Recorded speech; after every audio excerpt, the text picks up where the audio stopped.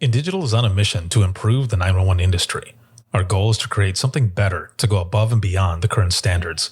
Our passion for creating the most advanced, well-designed solutions led to our position as an industry leader in next-gen core services. For the millions of calls processed over our emergency IP networks, to our Text for 911 solution, Ptsd, to our disaster recovery and backup solution, Mevo, it's easy to see we love what we do. For more information, check us out at www.indigital.net. Rapid Deploy believes that every public safety agency, regardless of size, should have access to the data they need when it matters most. That's why since 2016, our mission has been to reduce emergency response times and improve public safety. We are the industry's only integrated emergency response platform. Our web-based cloud platform includes analytics, mapping, dispatch, and mobile apps, purpose-built for 911 in the 21st century. Visit www.rapiddeploy.com to learn how we enable effective, efficient, data-driven emergency response. If Within the Trenches has ever taught you something, open your eyes to what it is like to be a 911 dispatcher, or has inspired you to become one, then help support us and join our Patreon. Get exclusive bonus content, one-of-a-kind swag, discounts on merchandise, ad-free early access to new episodes, and much more. To join, please visit patreon.com/WTT podcast. And if you're an industry partner, we have something for you as well. And now, for the show. This is Jordan, and you're listening to the Code 7 Podcast Network.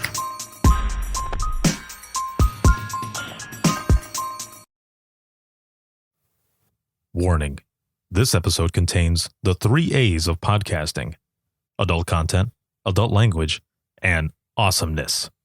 You've been warned.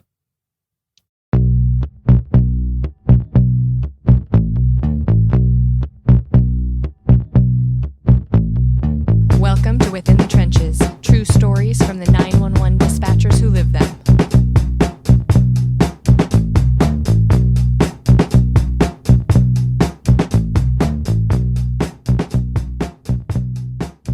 Hey, what's going on? This is Ricardo with the Code 7 Podcast Network, and this is going to be episode 338 of Within the Trenches, true stories from the 911 dispatchers who live them. This episode is sponsored by InDigital as well as Rapid Deploy. And as always, thank you so much to the patrons and all those who support the podcast. I wouldn't be able to do what I do without all of your support. So thank you so very much.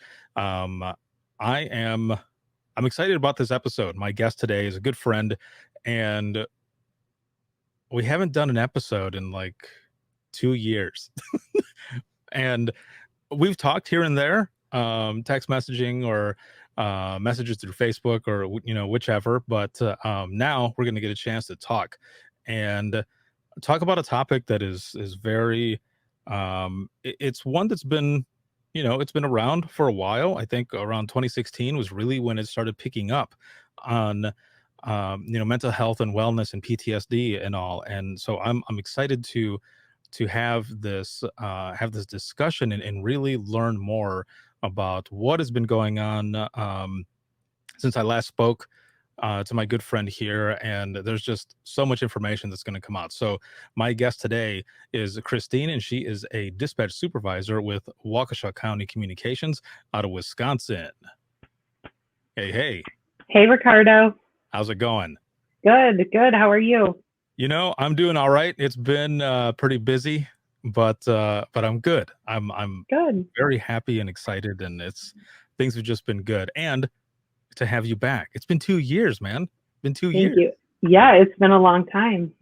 So, in those 2 years, a lot has happened. But starting with just when we were at the Nashville. Or in Nashville for the NENA conference, the national conference, when we were there. So again, like that was a couple of years ago, your daughter, Chloe, she did a presentation, and those who are watching and listening, if you have not seen this presentation, you need to, and you'll get a chance actually at Dare to Be Great too. Yes. Which, this is the first time anyone knows anything about any of the other speakers. So awesome. Yeah. So that's pretty cool. The presentation is called Growing Up 911, and at the time it was parenting advice from a 14-year-old. Now, explain that for those who are watching and listening. Yeah, so that presentation actually came about. I had realized that Chloe was old enough to come with me and see a presentation that I was doing. I wanted her to understand, both my kids to understand how I was working and speaking into other people's lives. And so she got to come to a conference with me up in Wisconsin Dells in Wisconsin, one of our local state conferences. And while she was there, I introduced her, and then people started talking with her, and they wanted to know when her session was going to be. And those little questions just sparked a little fire and a flame, and it just turned into this beautiful thing that she actually had a message to provide to the 911 community about growing up 911 and what that's like. I didn't grow up in emergency services, so it was very different for me as a kid. And we just believed that we had a message of hope to share for other families or other people that had parents on staff. And obviously, coming from her perspective and her brother's perspective was just something different that I couldn't speak to. And so that's where that started. Yeah, and it was very interesting as well. I was in there for that one, and she rocked it. There were people who were asking questions, just firing Yeah, back and forth, and she was just jumping in yeah, there. And you were answering some of the stuff from your side of it because she's talking about what it's like for her, basically, yeah, just like that in the title, growing up 911. yes, My yeah, son also was in that same that yeah, part of it where yeah, he was dealing with a lot of stuff that I was, dealing with when I would come mm-hmm, home, and they wouldn't understand, right, what's going on with this or that, or where is dad at? He's not home. He's always working overtime and in dispatch. And even when I was traveling a lot within digital, when I was still with them and doing all these presentations and stuff, my my daughter Lola would say, "Oh, you're always traveling," and then my son Logan would say, "Oh, this is nothing compared to what it was like when he was in dispatch." yeah, yes, yeah, all the overtime and extra work hours getting called in. Yeah, Right. it's tough.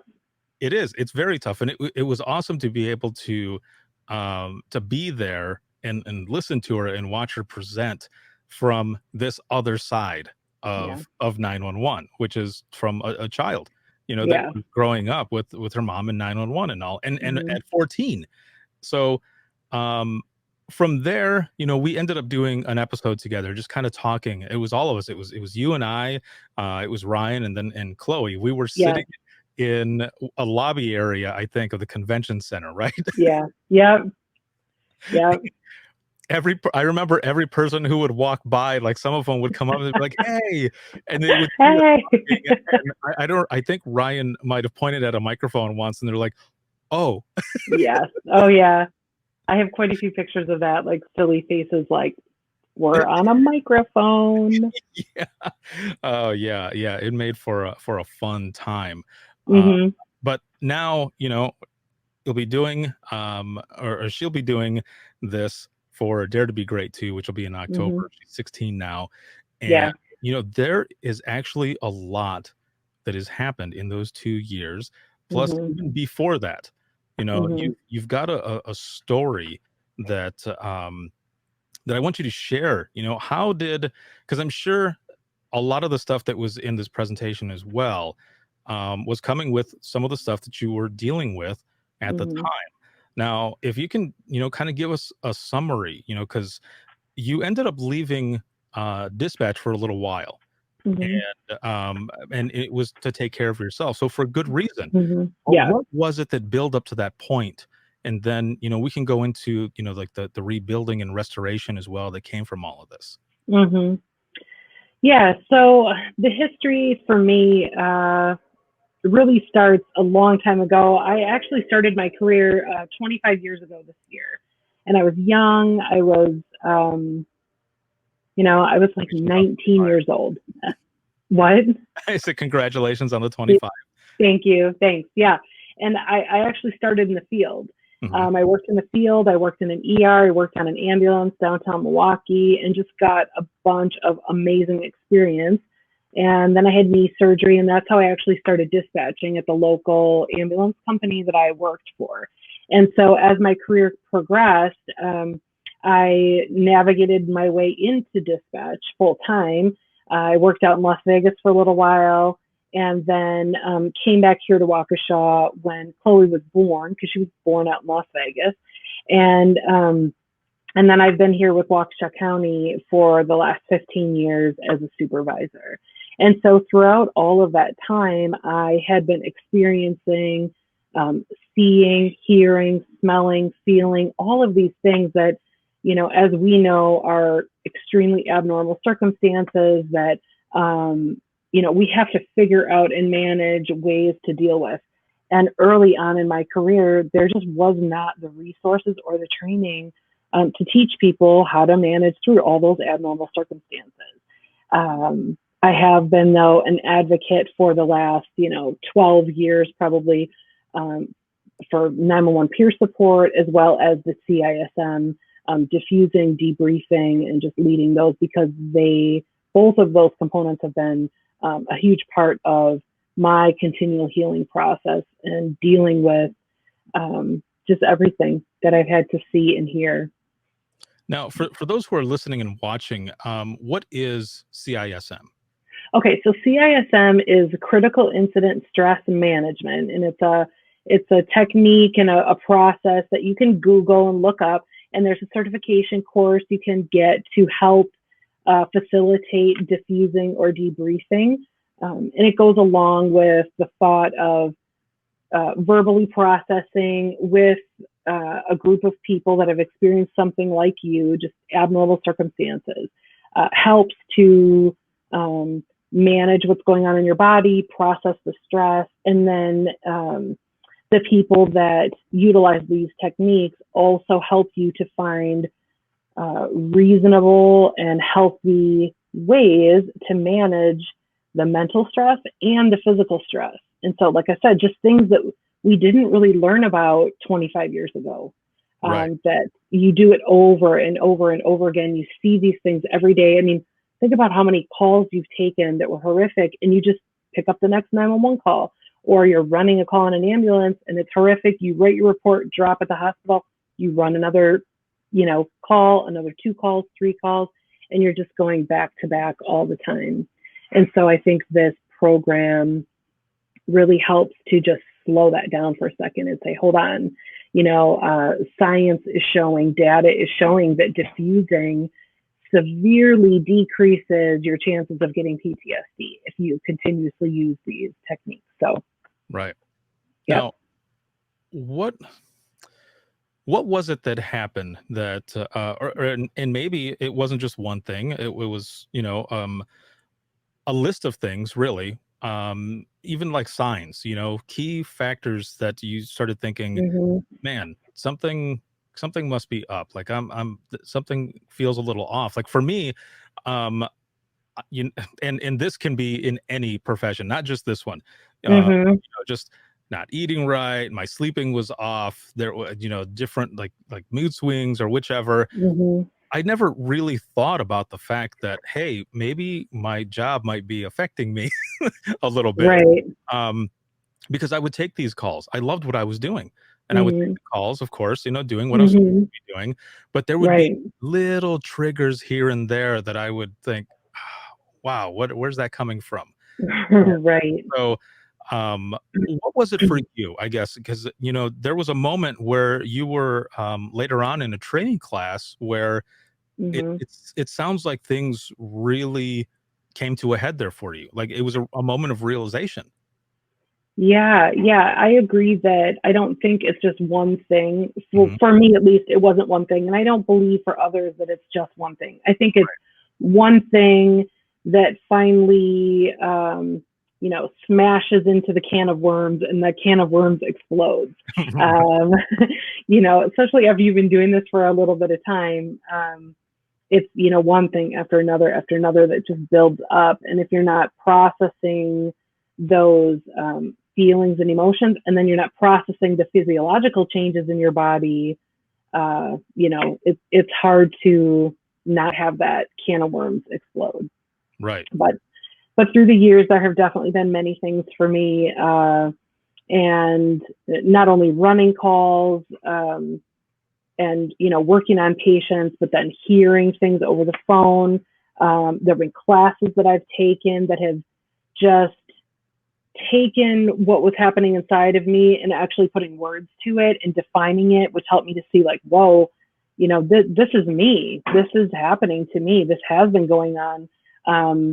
And of course, like every good, emergency responder, I didn't do anything with that. I just like shoved that right back inside and like kept on working. And it'll be fine. Now that I know what it is, it'll be totally fine. And I just kept working. But we all know that doesn't actually help and it doesn't work.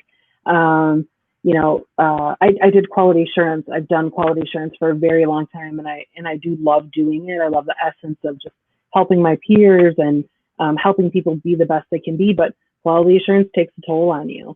Listening to horrific calls over and over, and then listening to it again with someone else and talking through it. It really takes a toll on you. That was something that really affected me once things started getting out of control. Work stress, personal stress. I've been a single parent for a long time, which I've been very blessed. My kids are amazing, but the essence of single parenting and being a sole provider is stressful. And so that has definitely added another layer of stress. For me, though, things started to come into focus a little bit more after I said this to you before, after meeting Ryan Dedman with the 911 Training Institute. He and I became friends. I met you, Ricardo. We all started sharing stories, and I started to understand that PTSD and 911 looked a little bit different than what I always thought PTSD was. And I really identified with some of the struggles the two of you had. And again, started seeing something in me like, hey, I see something there. I'm feeling that too, or I've really had trouble with that. And again, didn't do a lot with it. I then was fortunate enough to be at a Wisconsin state conference. I met Tracy Eldridge, who I know she now has her own podcast, is doing amazing things, was sharing her story. And she shared her story, and I was like in tears the whole time. And of course, we don't cry in 911 either. And so that was a huge day for me of just, okay, a huge part of her story is my story. How can this be? And she's still here to talk about it. And so she was a great inspiration for me throughout all of this journey. And we have since become amazing friends.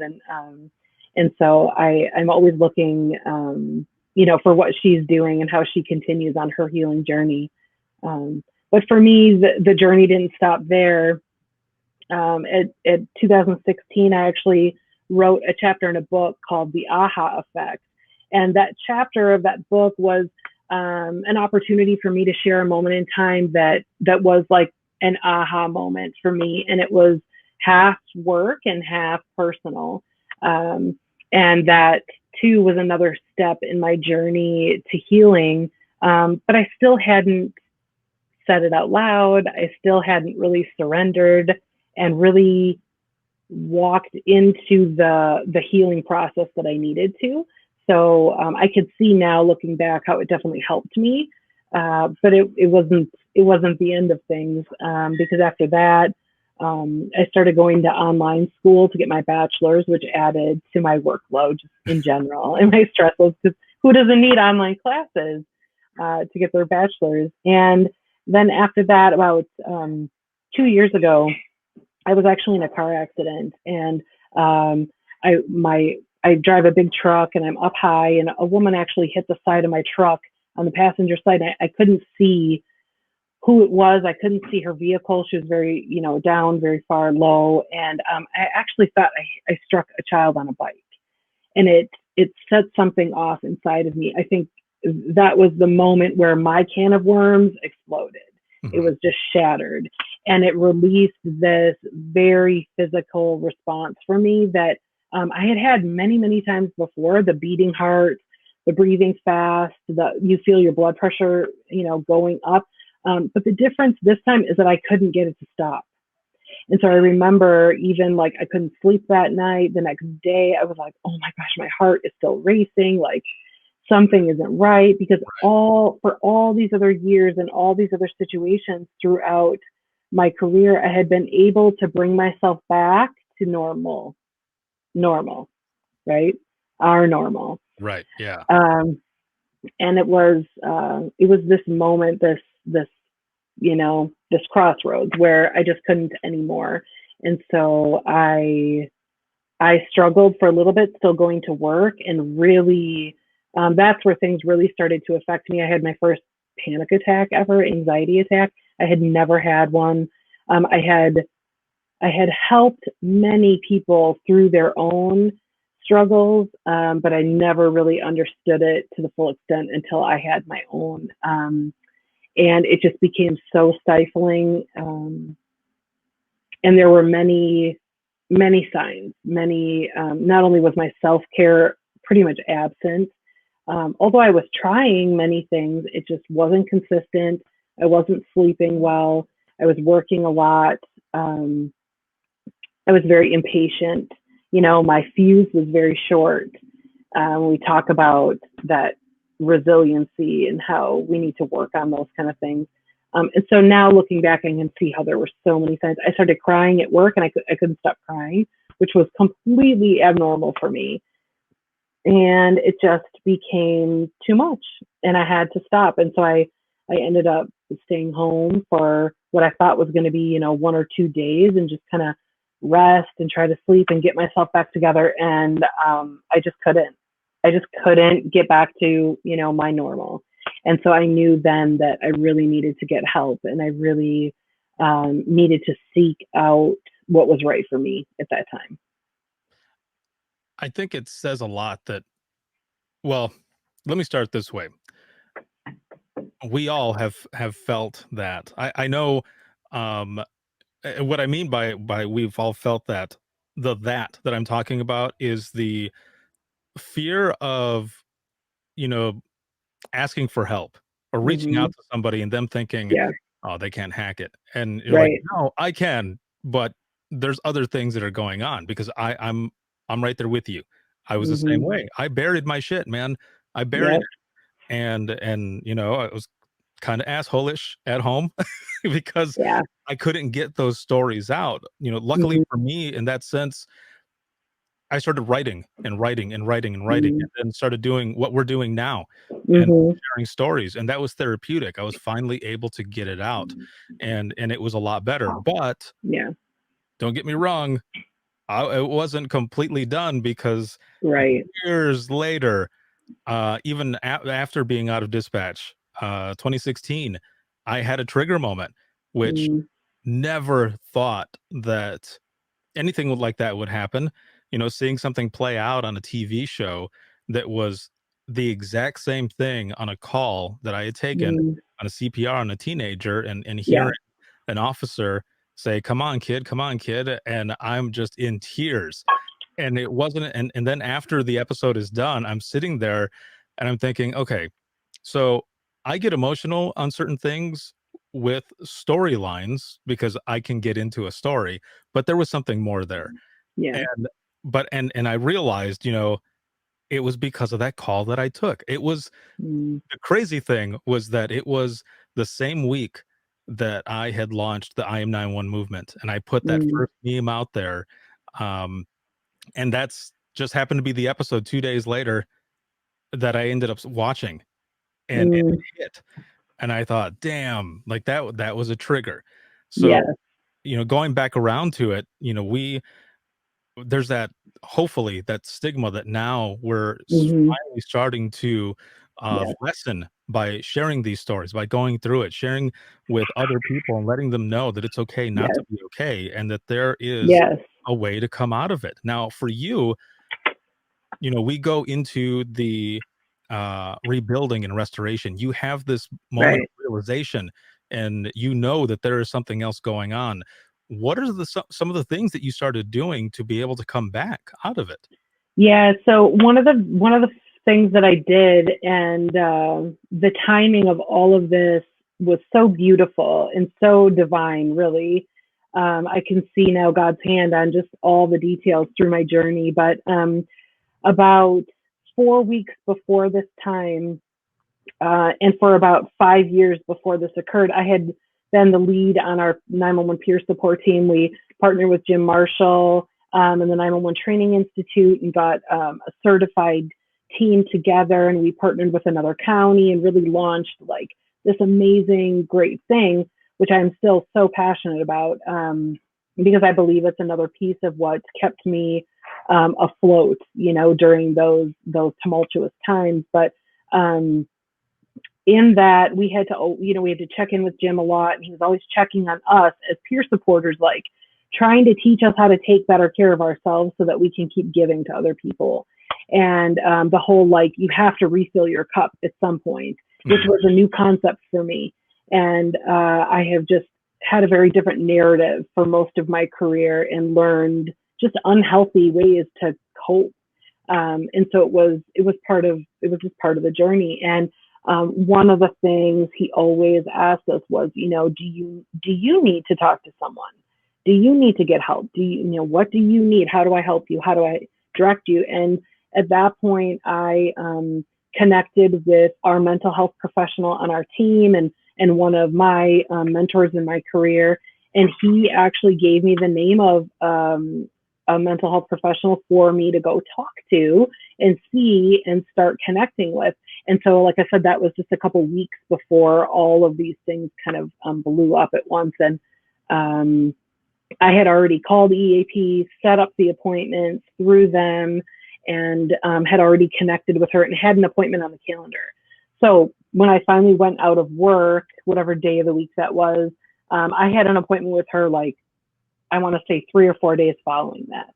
And it just, had been set up ahead of time. And then, so I utilized therapy, counseling, psychotherapy, like all those different mental health helps and outlets to start navigating through that. And then I had to deal with the physical parts of the accident and just all the ways that my body was reacting to that, which was significant and took a long time to get through. But I went through chiropractor and a number of other medical professionals to help me through that process. Man, so you kind of had the chips stacked against you a little bit. More than a little bit. There was a lot there that you were having to to deal with and come back from. Mm-hmm. But you did it. I did, yeah. And I'll be honest with you, you mentioned before the fear, and I think that was one of the things I really wanted to talk about today because like I said to you before, one of my tags, I have it everywhere. I write it out all the time, is fear is a liar. Fear is a liar. And fear was one of the things that kept me from getting help for so long throughout, I'm sure many times in my career, because of the stigma of what mental health is and would do to you. And, once you said it out loud, it's real and you're going to lose your job. And, you admit that you're broken and you're never going to be whole again. You're never going to be able to help people and keep walking forward in your career. And obviously it's not true. And everybody has a different journey with PTSD and mental health challenges or mental health crisis. And I think really navigating through the fear and just getting into the truth of things was a huge part of not only my journey, but my decision to get healthy.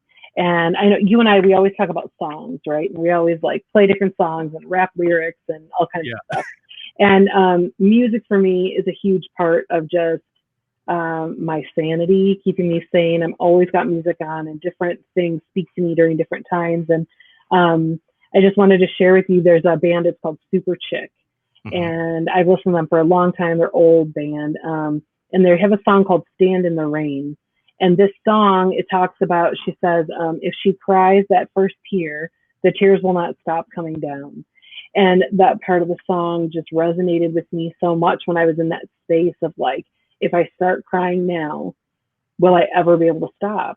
And so that was part of the hold the waters back, hold the tears back, that fear of I'm never going to be able to stop crying and I'll never get over these things. But we both know that is a lie, Right. because you have to dive into the deep end almost, to keep getting through that. So Yeah. And, yeah, and it all starts with sharing that first time, yeah, and yeah, continuing to share and yeah. share and share so that you can manage it. And that's what I was also kind of talking about when I had mentioned, we've all felt that before, and Yeah. that is that fear. You've got Yeah. that moment where you've taken the call, and it has, really got to you, and someone asks, and I'll just, like myself, a suicide call with these two brothers that I've talked about before. Mhm. I get off the call, and my supervisor, who's actually a childhood friend, who knows, just by luck, we ended up working together for so many years in dispatch, but we went to school together, Cool. grew up together. And she goes, "You all right, man?" And I'm like, "Oh yeah, I'm fine. Yeah, I'm good. I'm good." She's like, "Are you sure?" I'm like, "Yeah, I'm good." But nope. Like, even just talking about it right now, I kind of flash back to that moment where Yeah. I think, "Ah, you Yeah. dumbass. Why didn't you just speak up?" But what helped me during that time as well, when I left, was calling my brother. Just hearing his voice, Mhm. that it helped me through it. And that call's always going to stick with me. I'm always Mhm. going to have, that feeling of, man, what a crazy call. But Mhm. also able to use it in the way to say that by sharing it, over and over, it has helped. So Yes. if you're watching this, you're listening to this, and you've had that fear, like we've all had at one time or Mhm. another, of asking for help, man, you're actually more courageous. You have more courage in asking for help, because that is a big thing, to go ahead Yes. and ask for that help. Yes. Yes.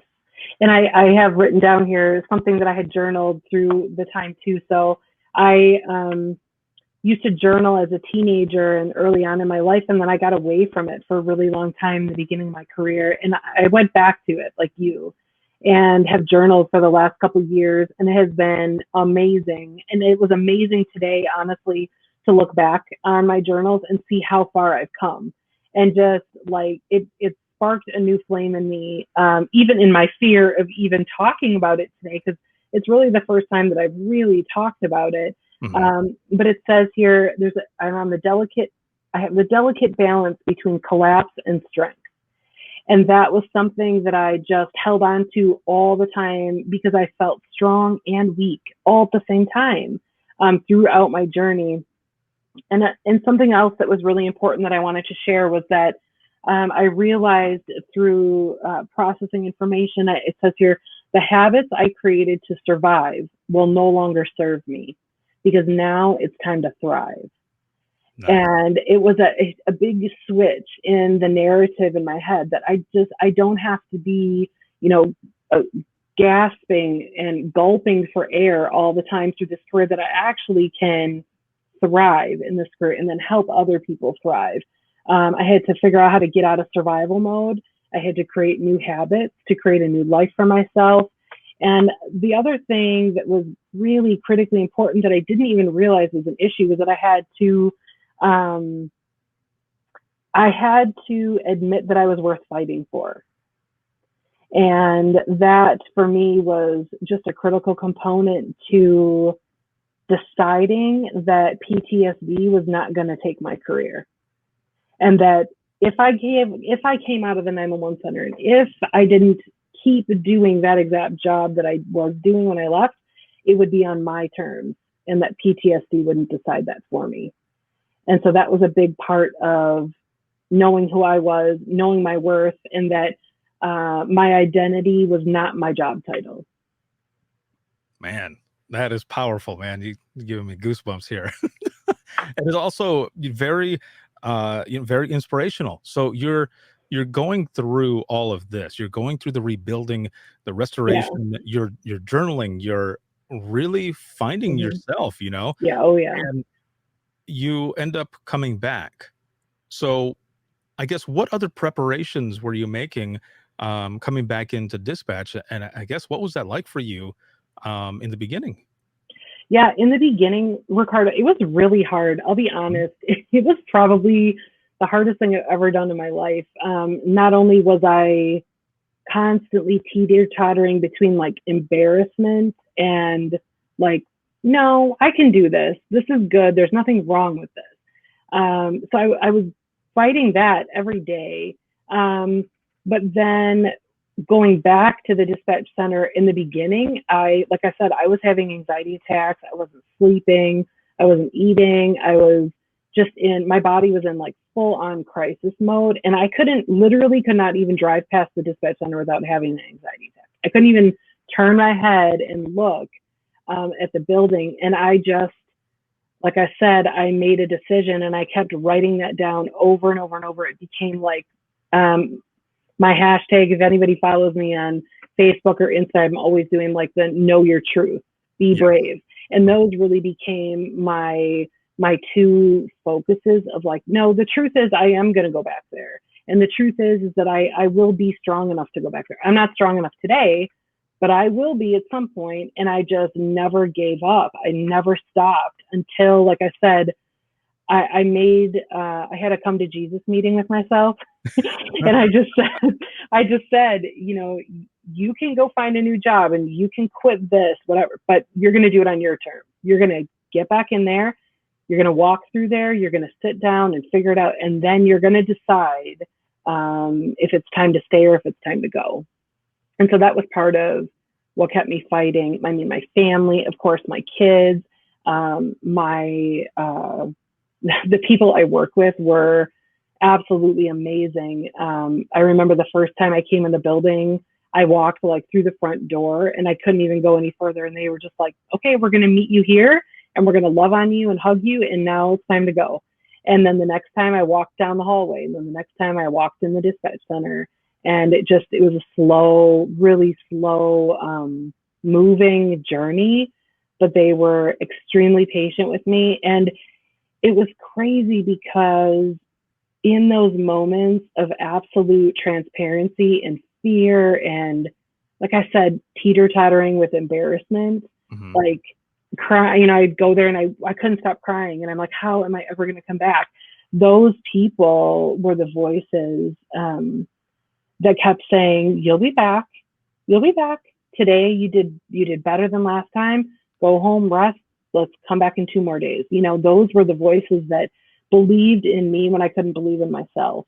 And it made a huge difference and to have that support and to have those people around me. Yeah. Kudos to your team and yeah, all yeah. for doing that, because, you know, as fortunate as you and myself, there are probably some centers out there that they don't do something like that. And I'm sure it's changing a lot now because, yeah, you know, with sharing stories the way we're sharing, you sharing your story like this, people are learning and they're understanding and they're actually looking out at their people and saying, what can I do for you? How can I help you? When you had come back, when you started coming back, from now until then, like how long has it been now? Oh gosh, it's been, I mean, at least 18 months, at least minimum. Yeah, it has been challenging. And, you know, I was on FMLA for a long time and my company was, like I said, amazingly supportive of, you know, changing my schedule, and I didn't have to work as many hours and just continuing to rebuild, because physically the toll that it has taken on my body and my brain has been extensive. And the doctors that I've been dealing with keep saying the same thing. They're like, you're on the right journey. It's happening. But, you know, like I want it to happen now. I want healing to be done now. Like 911 call, deal with it, check, it's over. But they're very happy with the progress I've made. And I'm like, oh my gosh, eye rolling. Like, could this take any longer? Hello. So it has taken much longer than I thought it was going to take. But like I said, today, having this opportunity to look back in my journals and see where I started and where I am now, it's night and day difference. And so it was a good time for me. And I just want to tell everybody, Ricardo and I talked about this before the podcast, but I'll be really honest with you guys. I did not want to do this podcast today. This is really, really hard for me because I have not really shared a lot of details about my journey. But I think part of what helped me today was knowing that throughout the last 18 months or 2 years, every time that someone has asked me, I'm willing to share. Mm-hmm. And all of those people, just constantly people texting me, messaging me, sending me cards or letters, like whatever, all these communication pieces keep coming in of people, 911 dispatchers that are like, I can totally relate to that. And I've never had anyone to talk to about it. And like you fighting to get your job back, or you fighting to get yourself back, is inspiring me. And I can't tell you how many people have gone to see a counselor or gone to see their doctor and gotten on meds or whatever it is to help them navigate what they're going through at the time. So that, of course, inspires me to be here today and to keep talking and to be proud of my journey rather than embarrassed about my journey. Mm-hmm. And it's really the message, that I want to end with today when we do finish up, is the message of hope. And that regardless of what you're going through or have gone through, regardless of how your body is reacting to that, or maybe how your mind is or isn't working the way you want it to, that there is hope, and that there are techniques and tools and all kinds of amazing people that that know how to help you navigate this. One of the things that I didn't understand, and I do now, is the science behind PTSD. There's science behind what's going on. It's not just like, oh my gosh, I'm weak and I can't handle all this stuff. No, the data to support, EMDR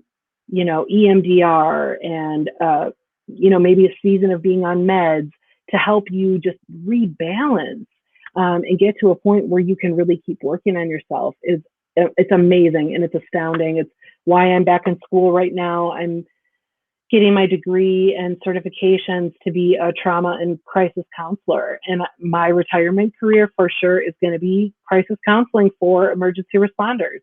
And this is, my hope is to keep speaking truth and life into people so that when they start at 19, like I did, somebody's there to say, hey, start going to counseling now.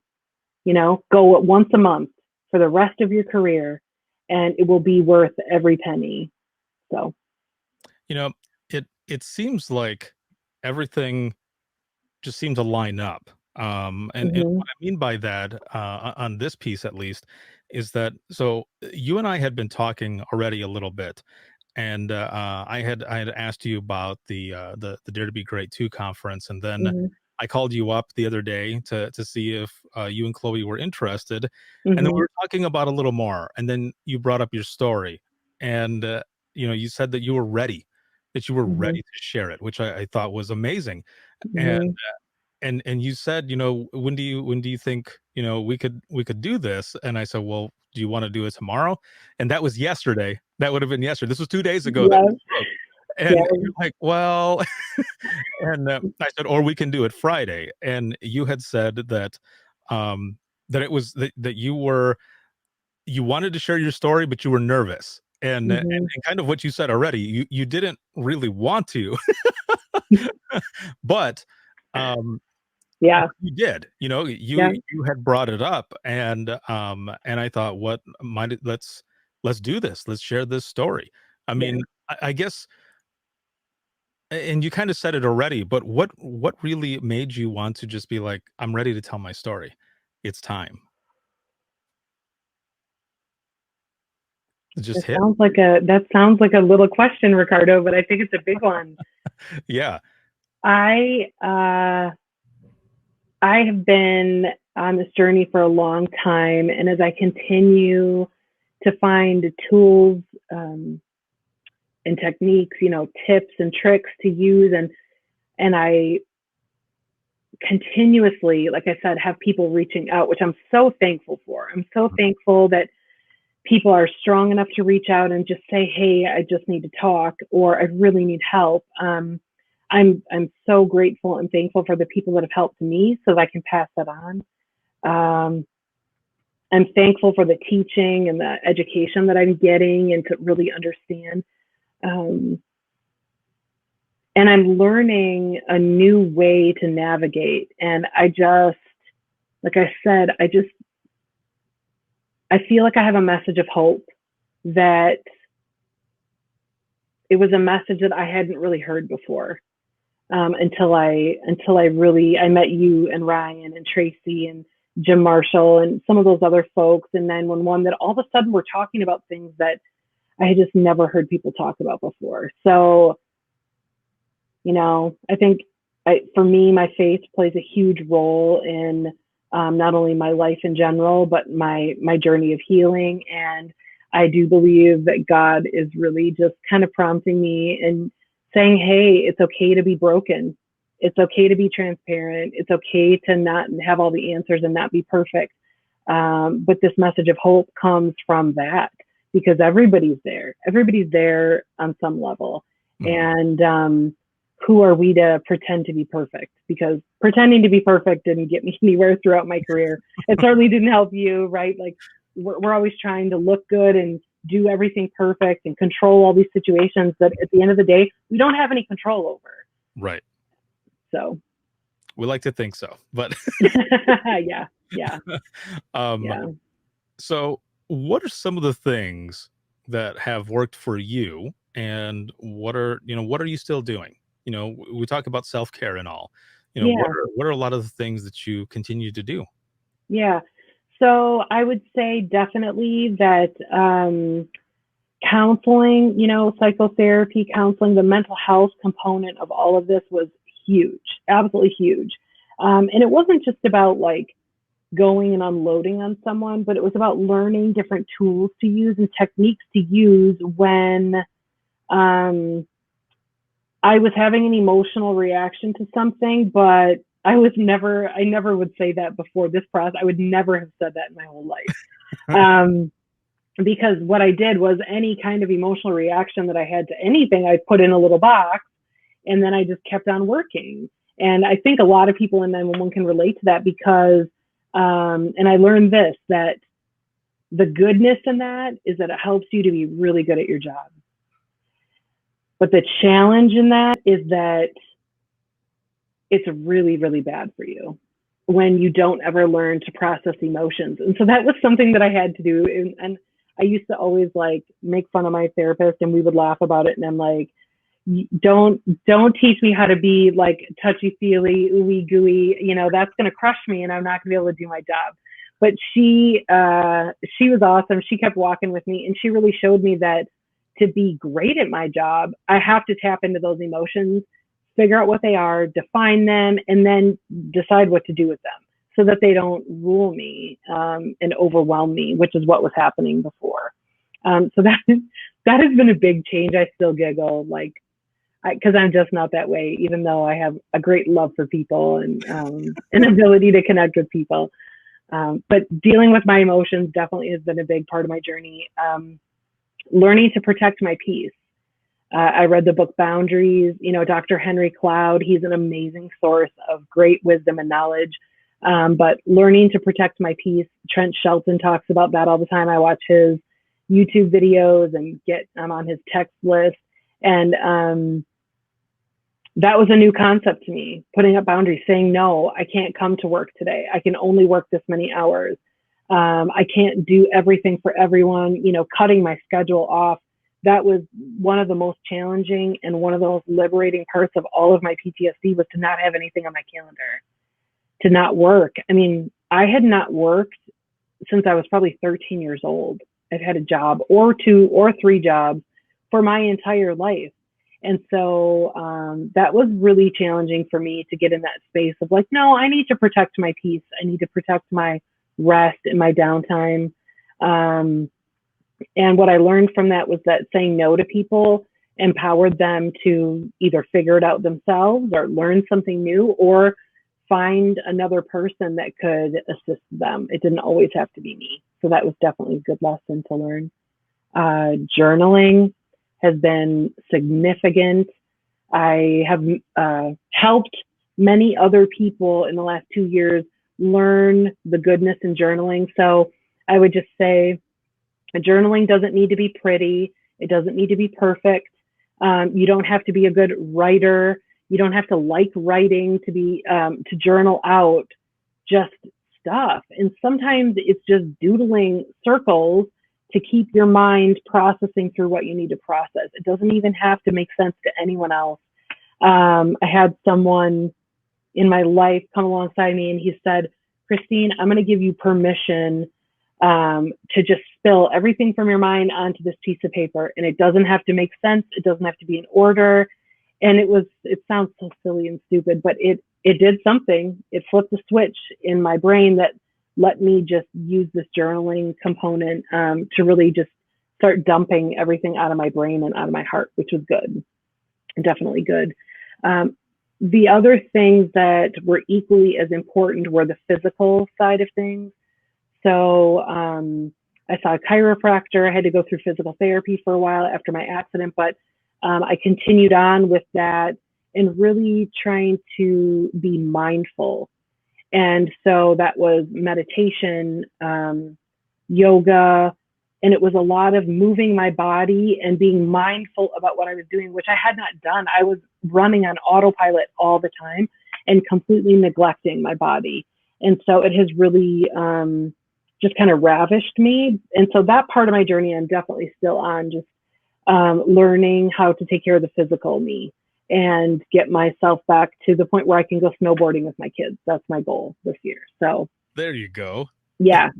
You know, that one thing right there that you just mentioned, that was something that I too dealt with. And I think a lot of people who are listening and watching don't think about that part where you actually listen to your body. When you give your, I posted a quote the other night, and the quote, and there was a website in the bottom, was too small for me to actually see it, but it said, let yourself rest. And I had put that on there because just these past 2 weeks, I've been working 12 hours. Yeah. I calculated it, and it's like, I mean, 12 hours a day, every day, and just nonstop, and all the way till night, sometimes more, because I'm trying to get all of this stuff going. But when I got out of dispatch, this is now 7 years ago, I think it was only a month afterward, I'm sitting at home and I started getting like this pain here. And I thought, oh, what the hell is going on? And the pain would go up my neck and into like my temple. Sometimes I could feel it in my eyeball, and it was horrible. Like these migraines were starting to happen. And I went to the chiropractor myself, and I started really paying attention to what was going on. Well, what I pretty much realized is when I was in dispatch, I was on the go all the time, all the time.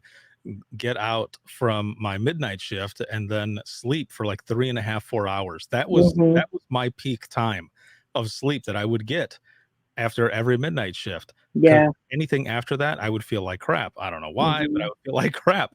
But when I finally got that chance to kind of chill, so to speak, it was like my body was like, okay, we're breaking down now, because I was finally slowed down enough that everything caught up to me, and holy hell, I did the same thing. I got into yoga. I started doing a bunch of other things, but it was when I finally was able to kind of chill a moment and really let my body catch up to me, that I realized I'm kind of messed up right now. Yeah, and sometimes you have to go through that breaking down period, right? You have to. I called it the unraveling. The unraveling of myself, had to occur, and then I went through a stage I called the ashes, where I was just completely broken and vulnerable, and I was a mess. I was a hot mess. And then the next stage came. That was the rebuilding, and then, now you're seeing the rising of a whole new Christine, with a whole different message and a hope and a future, and right, this whole new energy, whole new vibe. That is awesome. I think it was meant to be that you and I ended up talking, because you out of nowhere said that you were ready to share your story, and I was like, what story? because I didn't know, and for those who are watching and listening, I didn't know any of this was going on. We had talked a little bit. There were some little bits and pieces that I can remember from a couple of the episodes that we did, but it wasn't any further than that. It was like, well, are you doing good? You're doing good. Like, oh yeah, I'm good. I'm working on it Of and course. stuff. Yeah, I'm fine. Right. Yeah. I'm totally fine. Think about it now. Yeah. Yeah. And now, all this time later, Mhm. but it seems like it was meant to be. You're sharing your story, your journey. You are on, like, the phoenix, man, rising from the ashes. and I'm the bando rising from the ashes. there you go. Yeah. And as you said, not just surviving, but thriving. No. Yes. And that is the best part. Now, as Yeah. we go into the wrap up of this episode, which has been an amazing episode, thank you so much for coming on Thank you. Thank and you for having me. to share your story. For those who are listening and watching, what advice do you have for those who are struggling with fear? That fear. My advice to you, if you are struggling with fear, if you are noticing little things about yourself that are different, if you have this thing that you just don't want to share with anyone because you're afraid of what they might say, or I just might not ever be myself again. What I want to say to you, and I want you to say this out loud to yourself, is that fear is a liar. And fear lied to me for a really long time. And I am witness to tell you that it doesn't have to take you down. It might change your course. It might open new doors for you, and it might bring you right back to where you are now, doing the job that you really, really love. But fear is a liar. And the best thing you can do, like Ricardo said earlier, is to talk to someone. Just talk and just say it out loud, figure it out. And I've seen people take that advice from me, go call EAP, meet with a counselor, and meet 5, 6, 7, 8, 10 times, and have complete resolution of all of these things that were burdening them for years and years. Like I said, there are tools and techniques out there that can help you. This does not have to be who you are forever. This does not have to be the way you finish your career. There is help. There is hope. And whatever I can do to help you with that, you can find me on Facebook, Ricardo. We can put my information, my contact info in the podcast information. Mhm. I have a playlist on Spotify that definitely got me through months and months and months of crazy PTSD stuff. Because like I said, music is, one of our things. There's